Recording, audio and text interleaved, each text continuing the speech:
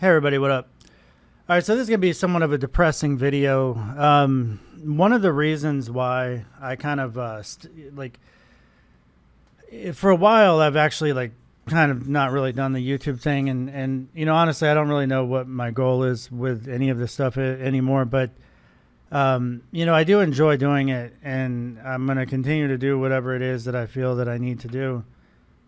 And anyway, so all that said, for the last almost a year, and really it became very pronounced around the beginning of this year in January and February. But so I went from having normal conversations with my father basically last August, about the time that my dog died. And for anybody that's watching this channel, my dog was 14 and a half years old. Female Australian cattle dog named Bayside. Bayside, she's named after a rock band, which is the reason why I actually got into programming, to make a rock music website in my late 20s, and got into this career from there. So anyway, she was very influential on my life. This dog was like my companion. She never left my side. I mean, she was definitely, her and I were one of the same, So dogs being your best friend, I mean, it's certainly true. I mean, it was a crushing blow to have to put her to sleep in my house, which is where I opted to have it done. And having to deal with that was August 27th of 2024 last year. And I went through that process, and I just, hearing her last breath, and I was holding her tight and all that.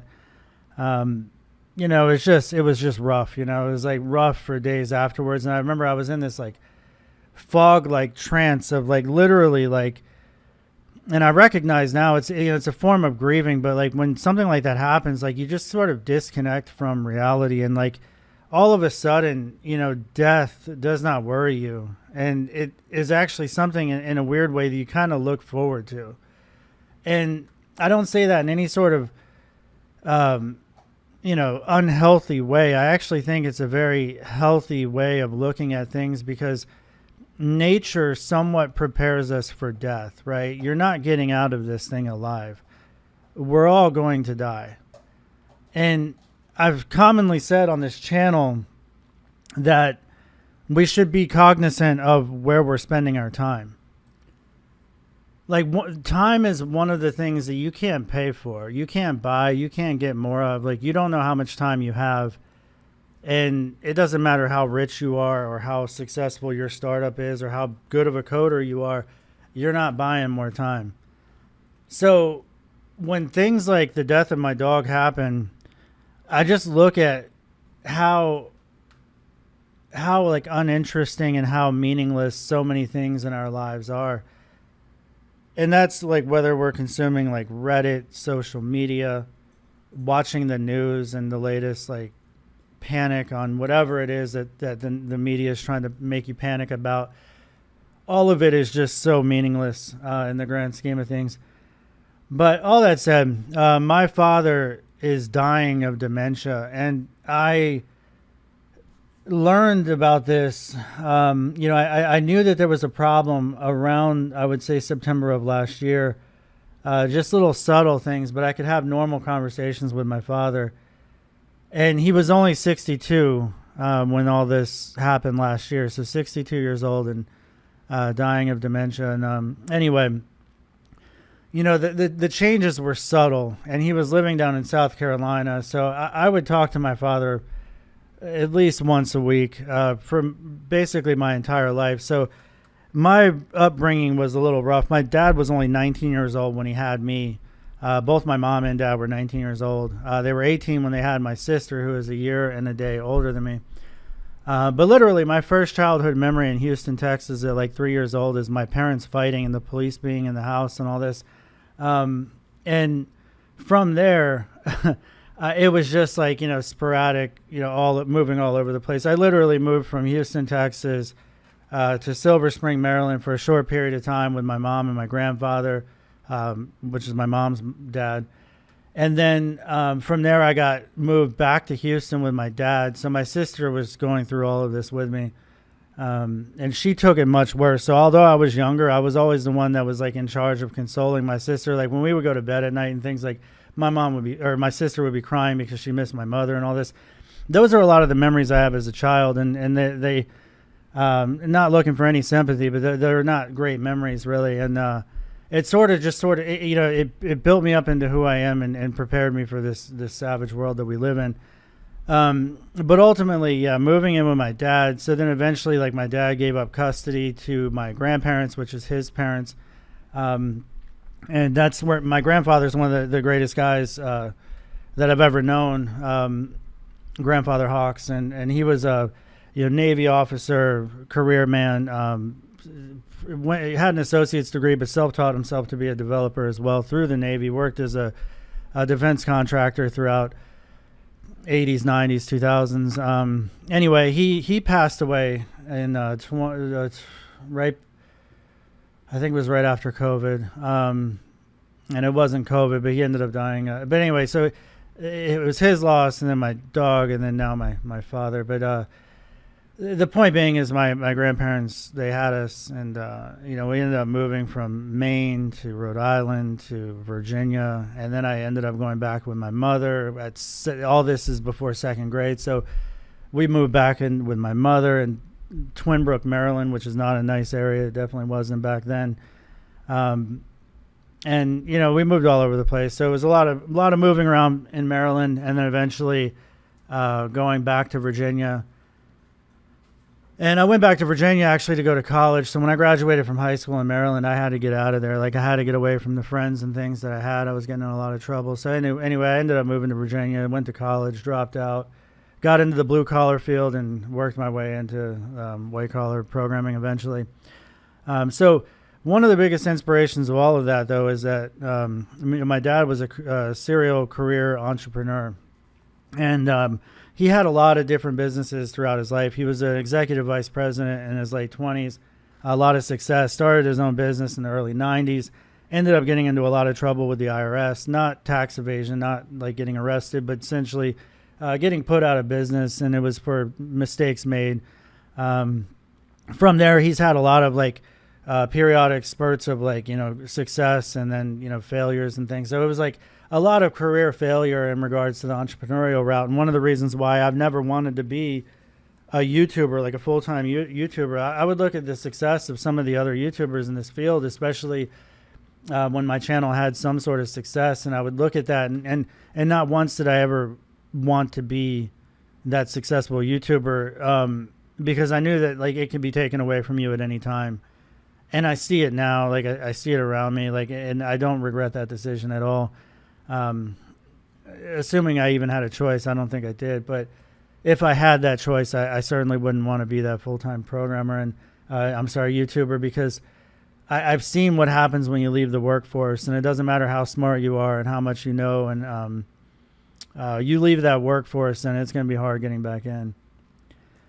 When February of this year rolled around, I ended up having to go full-time into trying to figure out what I was going to do with my father, because he was too young for Medicare, which is, for anybody that's not in the United States, you have to be 65 or older to get Medicare. And when you're out of work, and he had been out of work for a couple of years because of this, ultimately, I think in hindsight it's pretty obvious, but I wasn't sure at the time. So he couldn't get Medicare, and therefore didn't really have insurance. So what do you do with somebody who has dementia and needs immediate care? It's $10,000 a month for some of these nursing homes and things that people need to go into. So basically, I had to go down to South Carolina multiple times to evaluate the situation, because I was hearing from different family members how bad it was. And I went down there, and it was, just as bad as I thought it was going to be. So from there, it was a lot of efforts of trying to figure out what can I possibly do to address this situation. How do I get him assistance? I would take him to hospitals down there and say it looks like he's had a stroke or something, because he was going downhill quickly. And the hospitals would evaluate, do CT scans, could see that he had massive brain damage from these mini strokes that can occur, and Anyway, I guess it was uncontrolled diabetes and high blood pressure. But anyway, like it literally burned holes in his brain. So it's like, yeah, like the Swiss cheese brain, which is typical of people with dementia. And like, but there's no help. There's no assistance. South Carolina honestly can go fuck themselves as a state. Like, I think it's an awful state. Unless you have money. And granted, I vacation down in South Carolina. I think it's beautiful, the coast of South Carolina, but it's terrible in education. It's terrible with social support. It's extremely poor for most people. And, you know, there's no social assistance whatsoever. So that state does not care. You could be dying on the street. They do not care.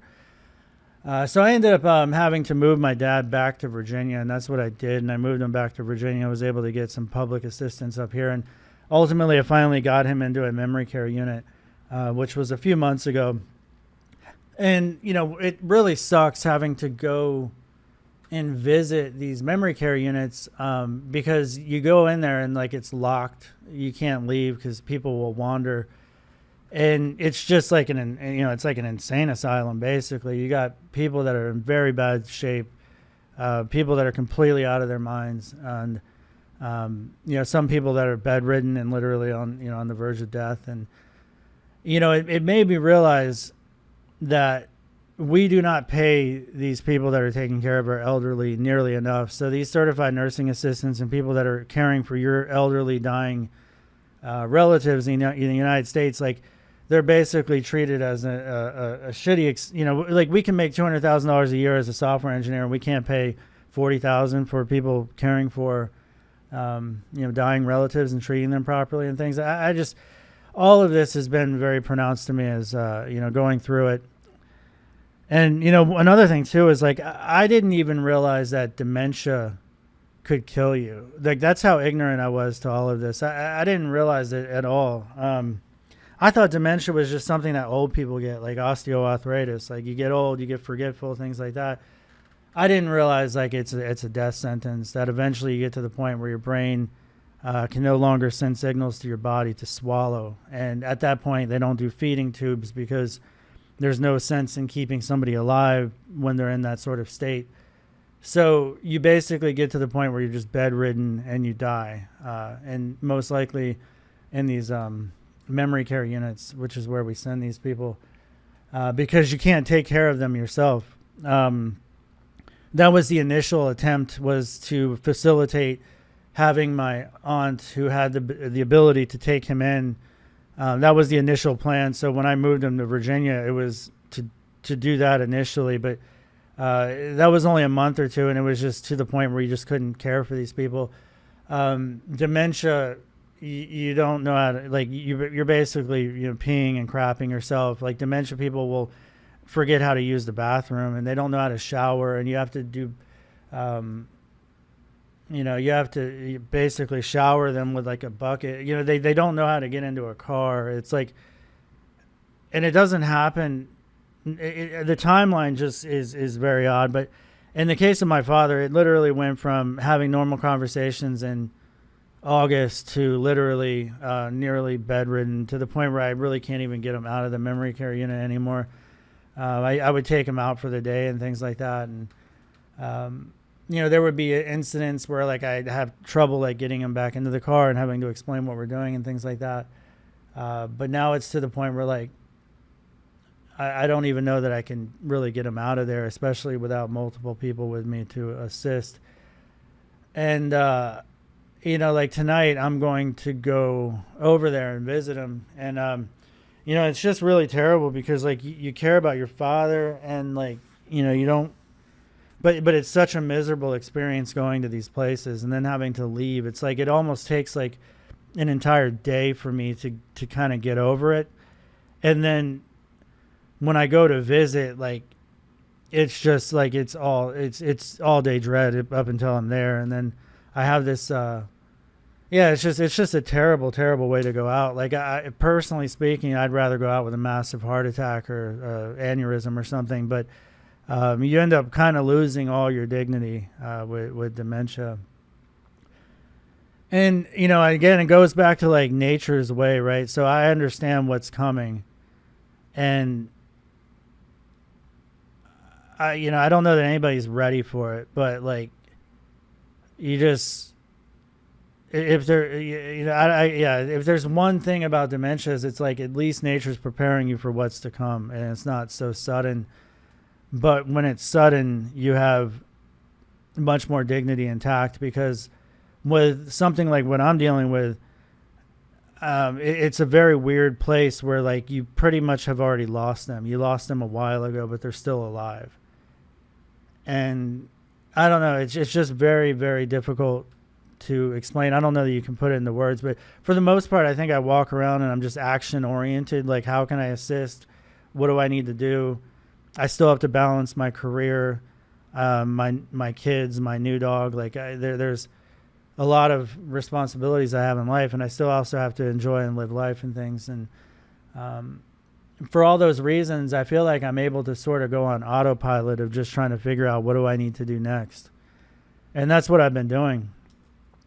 So I'm still able to function at work, even though my dad's dying in this, you know, terrible mental hospital, basically. And that's life, man. And I think ultimately, yeah, basically all I'm going to say, I'm just going to wrap up this video. Like, I owe a lot to my father in regards to like my entrepreneurial passions. Like I had big ambitions, big dreams, and I tried to do all these different things. I struck out in many different things. But one of the reasons why I've been able to get into this field and I've been successful with it is like the mind that I've inherited from both my grandfather and my father, the entrepreneurial spirit and passion, also the naivety of, or naiveness of trying to basically attain something that I think most people wouldn't even try. They wouldn't go through the effort to do. And that's just sort of how I live my life always. Like, you know, I did tutorials on YouTube, and I would try to like sell on Udemy. And at one point I'm like, oh, you know, I'll work with Pluralsight because they accepted me. And then I'm like, you know what? I'm going to build my own Pluralsight. How crazy is that? And that's how this Code Hawk came about, and during the pandemic. And, you know, honestly, I sold this thing in 90 plus countries, and granted the money I made with it, I blew it all. It's all gone. But this was sold in 90 plus countries, and I'm like, holy shit, I can't believe I did that, you know? This VR game, I'm not a game developer, but I spent 2 years working on it. And this is something that initially was a passion that I started for my children. And then ultimately, though, as this thing was coming along, and it really started taking shape over the last year, I really wanted to kind of show my dad. And like, you know, I have kind of showed him, but it was already too late. So it's, yeah, it's just an unfortunate situation. Like if you know, I was talking to a friend the other day, and he was just like, well, what else would you have spent your time on? And honestly, I don't have an answer to that, because I still I've traveled the world. Like in the last several years, I've gone to Europe like multiple times. I've been to Lisbon. I went to Edinburgh, Scotland last year, and Croatia, Slovenia, and then I also travel all across the United States. And I go to so I'm doing these things. My son just graduated high school, and I got him registered at college, and my daughter's in college. Like I'm still living life, but like, with this extra time, like what actually would I have done? I like to create things, and I like to do things. That's why I did this YouTube, and this YouTube's got 24 million views, and the Code Hawk website, now my King Crab video game. And like, what is next? I don't really know. But what I do know is that wherever it ends up being, for the most part, none of this stuff really matters all that much. I'm not changing the world with the code that I write. I simply am not. And I think most people are not. And for all those reasons, I just don't... I just see how absurd and silly it is that we would have arguments over like which JavaScript framework is the best and all that. And I get it, like, right, like if you're passionate about this technology, that's what corporations and companies want. But they won't be there for you when your dad's dying of dementia in a memory care unit. You might get some time off and maybe a few days of grievance when they actually pass away. But like, the point being is like, companies will use you and abuse you, and I think society will too. But all that said, I'll continue to create and I'll build things. My next goal, honestly, is moving up in the corporate world, but also at the same time, like if I work on my next VR video game, I'm gonna wait probably a year or so. But when I'm ready, like my next game is gonna be, I've already basically started writing it, and I have the storyline to it. And anyway, I'm kind of looking forward to that, and maybe I'll get around to doing it. Maybe I never will. And whatever I decide to do, utilizing my time to the best of my ability, I think is the top of my agenda. And that doesn't mean I have to be busy doing something all the time. It could simply be relaxing, playing video games on the couch at night versus having to code away extra hours and things. So yeah, nature, man. We're all going to die. We're not getting out of this thing alive. And if anybody's watching after all this time, I appreciate it. And yeah, just giving my thoughts, mainly just to kind of maybe help out anybody that might be young and wanting to get into this field, or stressing over this field, stressing about the churn and burn, stressing about jobs and job losses and all this stuff. It's like, we can't take life so seriously. Do what you got to do, and that should be good enough. All right, everybody, have a great day. Talk to you later. Bye.